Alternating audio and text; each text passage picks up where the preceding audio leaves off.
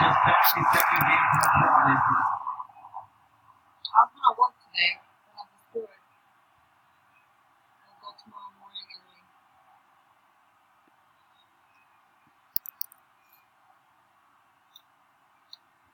Here's the over the middle. He's got his tight end heel.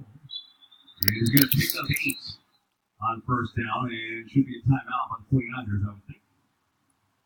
And it is. They've got 2 more to go.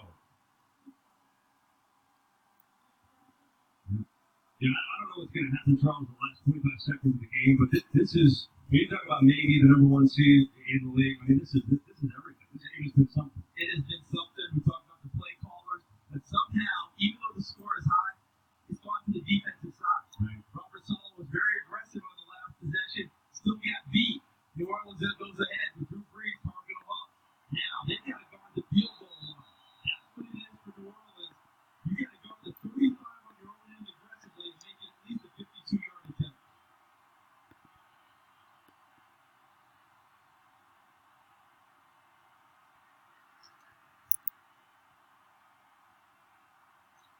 Second down. Garoppolo takes over the middle and complete. So 3rd and 2 with 42 seconds left. Number 1 call